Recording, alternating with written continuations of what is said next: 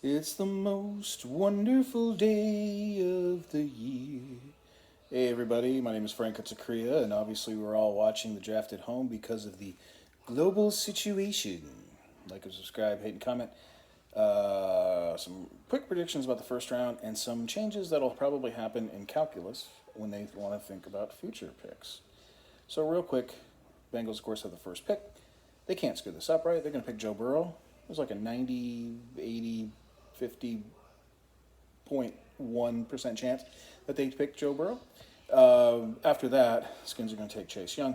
And this is where it could get interesting. Troy to be on the clock.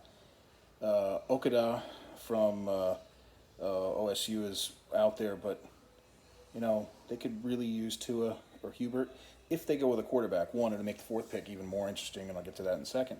But basically, it's saying, hey, if it's Tua, 2021, we know who the guy is. And if it's Hubert, hey, would you like to take our quarterback off our hands? I mean, if Rosen went for a second rounder, clearly a guy who actually can play football would be good for a fourth, right? So then the Giants pick would be up. Let's say they go into order. If the Giants only have, both quarterbacks out there, they may not want to make the trade. They may want to go with that big lineman to protect the franchise. If they don't, they got two teams right behind them, the Dolphins and the Chargers, that are going to be biting for it, especially if there's only one of those two quarterbacks left out there. I think the Dolphins and the Chargers can make a big play on it. I wouldn't be surprised if the Chargers bumped up. Now, if there's no quarterbacks left, the Dolphins are going to be kicking themselves for the next 5 years. If there is a quarterback left, they're going to choose the other one. And the Giants will be back there at 6. That's where they get the big ugly to protect Derek Brown, who I think would go off the board. Then Carolina would be there. Carolina, another interesting pick. At this point, there'd be no quarterbacks left.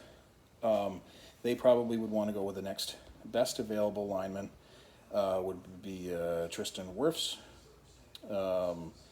Then Arizona would be on the clock. I think Arizona would be looking to trade out of that spot.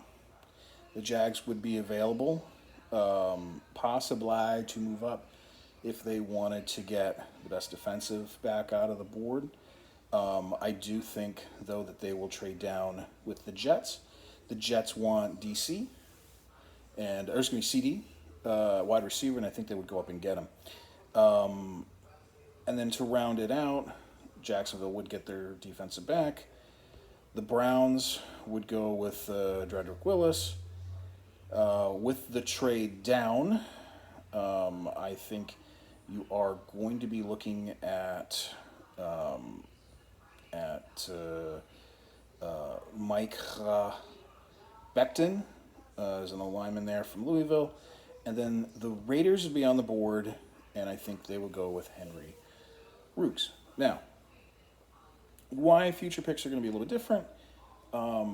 Because of the expansion on the playoffs, usually in future picks, you usually assume that player is going to be the 16th player picked off the board. Take it in half. Unless you are so certain that they are a playoff team, and that actually is a really bad thought, because every year a Super Bowl, or just about every year, a Super Bowl team does not make the playoffs again. Rams didn't make it last year, right? Atlanta didn't make it their year. The Eagles and Patriots, I think, was the last time we had both of them make it. And usually one or sometimes both don't make it. On the same end of the spectrum, if you are the selling team, unless you are like the Dolphins and you're intentionally trying to tank, in which you still actually, let's face it, got a way better pick than we thought they would. Usually assume that it's going to be still around 16. Now that you have 14 teams in the playoffs, if you're more at the cusp of a playoff team, you might be valuing that future pick. Maybe instead of, or in the past, maybe you would have said it would have been the 20th pick if you thought they were going to be in the playoffs, and easily say it as 16. Now you may just go ahead and say, you know what, it's an 18 to a 22 pick. And again, two more teams in the playoffs. You might, as the buyer, you may be thinking in your head, well, really this might be the 14th. If you're the seller, you're going to be a little bit more hard pressed to say, hey, really this is the, really I'm giving you the, the fifth best pick or the sixth best pick of that round. Other thing is, obviously, with this draft, because of the global situation, a little bit harder to evaluate player content than in the past. A lot of this is going to be the eye test. I would not be surprised if you've got scouts out there that are going to be looking at players who are from areas or went back to areas where the restrictions were a little bit less. So if I was a player, say, in Florida, where, as we all know, sports and sports entertainment are deemed essential services, they may be a little bit more likely to be in shape than, say, if they are in Los Angeles or Washington State. Just some food for thought. In the NHL, been hearing that Swedish players, when they go back to Sweden, because there are 0 lockdown situations, those players a little bit more in athletic shape than the other hockey players. A little bit of food for thought. If somebody's flipping a coin, they may say, hey, you know what? This guy spent his time in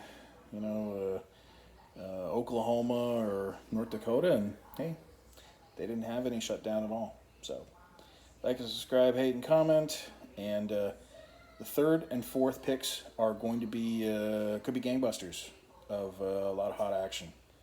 So, with that said, will the Bengals really screw this up and not take Burrows? It's always a possibility.